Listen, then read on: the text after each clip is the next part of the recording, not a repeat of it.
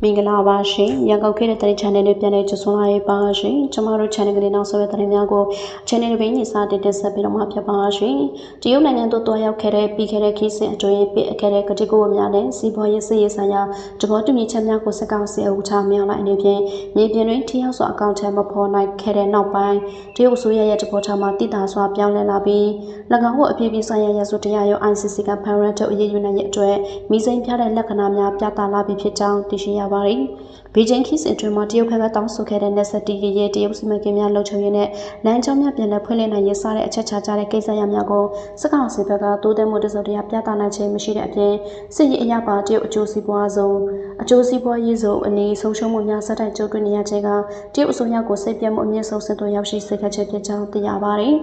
ယခုအခါတရုတ်နိုင်ငံတည်စကောက်စီဥက္ကဋ္ဌပေါ်မှာထားရှိခဲ့တဲ့တတမန်ရေးရာကောက်ွယ်ပြုမှုများကိုရှော့ချပြီးကုလသမဂ္ဂနဲ့နိုင်ငံတကာမျက်နှာစာများတွင်၎င်းရဲ့လူသားမျိုးနွယ်အပေါ်မှာကျွမ်းခဲ့တဲ့ရာဇဝတ်များအတွက် ICC ကတရားစွဲဆိုဖမ်းဆီးမဲ့လုပ်ငန်းစဉ်များကိုဗီတိုအာဏာဖြင့်ပိတ်ဆို့ခြင်းမပြုဘဲခွင့်ပြုပေးရန်လမ်းဖွင့်ပေးလာကြောင်းသုံးသပ်ထားဖြစ်ပါတယ်။တရုတ်ရဲ့ရှခုကတော်နောက်ွက်ကနေမိစိန်ပြမှုဟာမြောက်လိုက်အတွက်တော့ပြည်တွင်းစစ်ရေးရှုံးနှမှုများအပြင်နိုင်ငံတကာတရားရုံးရဲ့ဖဲစစ်ခြင်းကိုပါခုခံနိုင်စွမ်းမရှိတော့ဘဲလောဝအထီးကျန်ဆန်သွားစေမဲ့ကြီးမားတဲ့နိုင်ငံရေးထွန်းတဲ့ချက်တစ်ခုဖြစ်ပါတယ်။မြန်မာနိုင်ငံရဲ့အခင်းချင်းတည်တည်တသာပြောင်းလဲလာပြီးနောက်တရုတ်ဆိုရရဲ့တဘောထားမှလည်းတည်တာပြောင်းလဲကတရုတ်သမ္မတရှိရှိဖြင့်ကိုယ်တိုင်မြန်မာအချက်တွေကိုဖြည့်ရှင်းရအတွက်လူထုကောင်းဆောင်တော်ဆန်းစုကြည်ကိုမူလနိုင်ငံကောင်းဆောင်အတိုင်ပင်ခံပုဂ္ဂိုလ်ရာထူးအတိုင်းပြန်လည်အနှင်ပြီးအာဏာလွှဲပြောင်းပေးအထည်လေးတန်းပြောင်းလဲပြောဆိုလာနေကြောင်းပေကျင်းနဲ့နှိစက်တဲ့တတမရင်တရင်မြင့်များထမသိရပါတယ်။တရုတ်အစိုးရအနေဖြင့်စကောက်စီရဲ့စစ်ရေးစီးပွားရေးနဲ့စီမံခန့်ခွဲမှုဆိုင်ရာအလုံးစုံကြရှုံမှုများကြောင့်မြန်မာနိုင်ငံအတွင်းရှိ၎င်းရဲ့ရာဇဝတ်နဲ့စီမံကိန်းများနဲ့အကျိုးစီးပွားများရရှိတည်တံ့ရန်မဖြစ်နိုင်တော့ကြောင်းသုံးသပ်မိပုံရတာဖြစ်ပါတယ်။ဒါကြောင့်မြန်မာပြည်သူလူထုတရားလုံးနဲ့နိုင်ငံတကာတရားဝင်အတိမတ်ပြုထားတဲ့အမျိုးသားဒီမိုကရေစီဖွဲ့ချုပ် NLD အစိုးရနဲ့ဒေါ်ဆန်းစုကြည်ရဲ့ဦးဆောင်မှုကိုသာပြန်လည်နေရာပေးမှသာလေနိုင်ငံတွင်းတည်ငြိမ်မှုကိုအများဆုံးပြန်လည်ရရှိနိုင်မယ်လို့ရှုမြင်လာခြင်းဖြစ်ကြောင်းသိရှိရပါတယ်။တရုတ်သမ္မတရဲ့ရှခုကတော်လေးတန်းပြောင်းလဲတတ်ကြွလာမှုဟာစကောက်စီပုံမှန်ထားရှိခဲ့တဲ့တတမန်ရေးရ၆ခတ်မှုများကိုလောဝရှုပ်သိမ်းလိုက်တဲ့သဘောဖြစ်ပြီးချော်ဆန်းစုကြည်ဦးဆောင်မဲ့အနာဂတ်နိုင်ငံရေးအခမ်းအနားကိုတရုတ်ဘက်ကပါပြောင်းကျလမ်းဖွင့်ကြိုးဆိုလိုက်ချက်ဖြစ်တဲ့အတွက်ကမ္ဘာနိုင်ငံရေးမျက်နှာစာတွင်မြန်မာနယ်ကျော်တဲ့အတွက်လော်ရေးပါတဲ့တတမန်ရေးရအလက်ပြောင်းခြင်းတစ်ခုဖြစ်လာခဲ့တာဖြစ်ပါတယ်။ဆက်လက်ပြီးတော့သမီးဖြစ်သူခင်သီရိတမောနဲ့နိုင်ဖြိုးကျော်တို့ပူပေါင်းတင်သွင်းနေတဲ့တရုတ်လိမော်တာ EV ကားထုတ်လုပ်ဆက်ရုပ်ကိုမြောက်နိုင်တွားရောက်လေ့လာခဲ့ပြီးမြန်မာနိုင်ငံပြည်တွင်းတွင် EV ကားများအစကနေအဆုံးထုတ်လို့ရမြောက်နိုင်ကအမိန့်ထုတ်ပြန်ထားကြောင်းသိရှိရပါတယ်။အကြမ်းဖက်မြောက်နိုင်ရဲ့တမီးဖြစ်သူခင်သီရိတမောနဲ့ကိုနိုင်ဖြိုးကျော်တို့ပူပေါင်းတင်သွင်းနေတဲ့တရုတ်လိမော်တာ EV ကားထုတ်ဆက်ရုပ်ကိုမြောက်နိုင်ကတွားရောက်လေ့လာခဲ့ပြီးနောက်မြန်မာပြည်တွင်းတွင် EV လက်စစ်ကားများကိုအစကနေအဆုံးထုတ်လုပ်ပေးရန်မြောက်နိုင်ကတရားဝင်အမိန့်ထုတ်ပြန်လာကြောင်းသိရပါတယ်။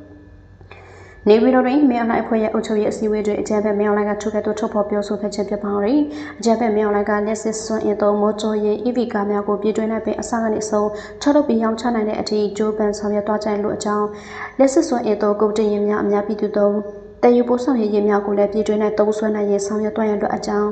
နေပြည်တော်တွင်ပြုလုပ်တဲ့အုပ်ချုပ်ရေးအစည်းအဝေးတွင်အမိန့်ပေးလိုက်ခြင်းဖြစ်ပါတယ်။မြောင်လိုက်ကဇွန်လ19ရက်တရုတ်ပြည်စင်တွင်တမီးဖြစ်သူခင်သူတွေတမောတင်သွင်းနေတဲ့တရုတ်နိုင်ငံချက်ကျန်းပြည်နယ်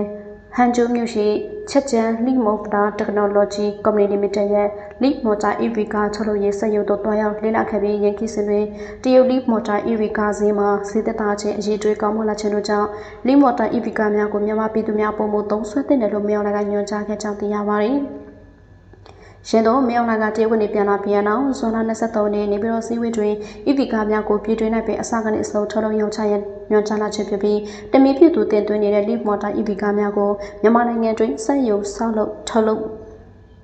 မဲ့အခြေအနေရှိနေကြောင်း UMSCCI တရင်မြစ်ကဆိုထားခဲ့လည်းဖြစ်ပါတယ်။မြောင်လိုက်ရဲ့တမီခင်သူတွေတမွန်နဲ့နိုင်ဖြိုးကျော်တို့ပူပေါင်းတင်သွင်းနေတဲ့ Leap Motor EV ကားများကို2025ခုနှစ်နိုဝင်ဘာလ24ရက်နေ့မြန်မာနိုင်ငံတွင်တပ်ဆင်ထုတ်လုပ်ရန်အတွက်နိုင်ဖြိုးကျော်ရဲ့ MPK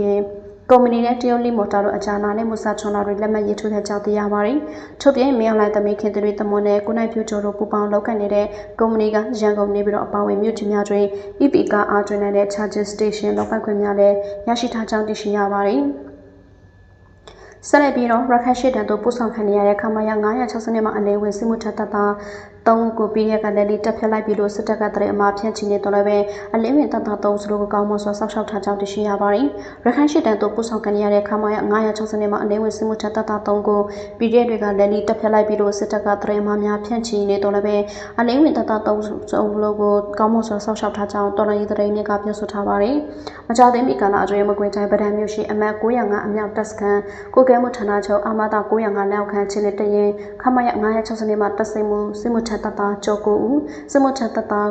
ချစ်ကိုဦးနဲ့တပ်သားရမင်းထက်တို့အလင်းဝင်ရောက်ခဲ့ကြသိရပါတယ်။အစုံတော့အလင်းဝင်ရောက်လာတဲ့စစ်မှုထပ်တပ်သား3ကိုတော်နေတဲ့ဖွဲ့များကလဲလီတက်ပြလိုက်ပြီးတော့စစ်တပ်ကတပ်တွင်းတဲ့တရင်အမားများဖြန့်ချီနေတော့လည်းပဲအဆိုပါတပ်သား3စုလုံးမှလက်ရှိအချင်းတီတော်နေတဲ့တပ်များထံကနေကျမ်းမာပေးခင်စွာဖြင့်အသက်ရှင်လျက်ရှိနေပြီးကောင်းမွန်စွာဆောက်ရှောက်ထားကြောင်းစုံစမ်းသိရှိရပါတယ်။စစ်တပ်ကတရင်တပ်ဖွဲ့များအကျိုးရင်းစိတ်ဓာတ်ကြဆင်မှုများမဖြစ်ပေါ်စေရတဲ့တပ်သားများထပ်မံထွက်ပြေးအလင်းဝင်မှုများထပ်မံမဖြစ်ပွားစေရည်ရွယ်ပြီးပြည်ရဲ့ထံသို့အလင်းဝင်ရောက်တော်သူများရဲ့အခြေအနေကိုမဟုတ်မမှန်ဖော်ပြကဝါဒဖြန့်ချီလျက်ရှိနေကြောင်းတော်နေသတင်းမြင့်များရဲ့ပြောကြားချက်အရသိရှိရပါတယ်။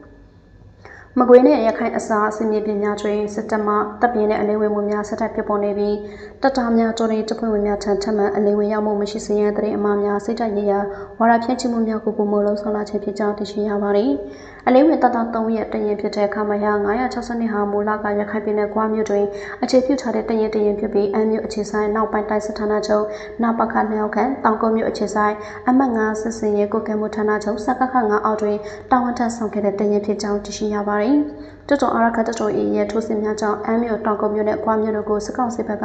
လက်လွတ်ဆုံးရှုံးခဲ့ရပြီးနောက်ခမရ962တွင်ဖွဲ့စည်းပုံပြတ်သွားခဲ့ရကတရင်အကျွေးချက်များကိုမကွေးတိုင်းဗဒံမြို့ရှိအမတ905တို့ပြောင်းရွှေ့စစ်သားတင်များစုဆောင်ကပြန်လည်စုဖွဲ့နေခြင်းဖြစ်ကြောင်းသိရှိရပါတယ်။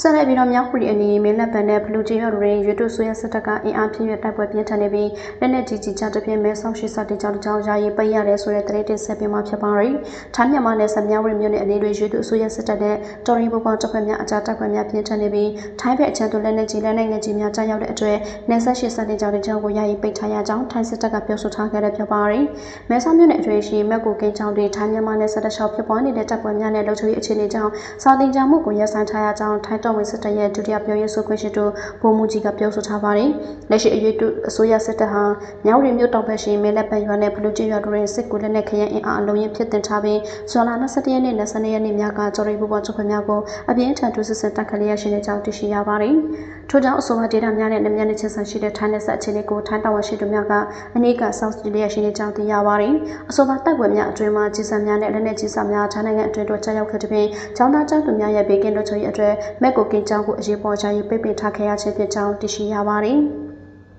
လက်ရှိတွင်ထိုင်းစစ်တပ်တော်ရှိသူများကလည်းစစ်တပ်ဆောင်နေထိုင်ကြတဲ့ထိုင်းပြည်သူများရဲ့အသက်အိုးအိမ်စီစဉ်ကိုကာကွယ်ရန်အတွက်လူဝင်အားနဲ့စစ်လက်နက်ပစ္စည်းများကိုအသင့်အနေထားပြင်ဆင်ထားကြောင်းသိရှိရပါတယ်။ထို့ပြင်လည်းဇက်တိတက်ခများအနေဖြင့်လည်းစစ်ရေးအခြေအနေကိုအထူးဂရုပြုနေထိုင်ကြရန်နဲ့အစိုးရရဲ့တရေထုတ်ပြန်ချက်များကိုအဆက်မပြတ်စောင့်ကြည့်ကြရန်ထိုင်းစစ်တပ်ကတရေပေးထားပြီးထိခိုက်နေနာတူများရှိလာပါကလုံခြုံရေးတပ်ဖွဲ့ဝင်များထံ24နိုင်ပတ်လုံးအချိန်မရွေးဆက်သွယ်တရေပေးပို့နိုင်ကြောင်းအသိပေးထားခဲ့တဲ့ဖြစ်ပါတယ်။အပိနာဆင်မှုအတွက်အထူးပဲကျေးဇူးတင်ရှိပါတယ်ရှင်။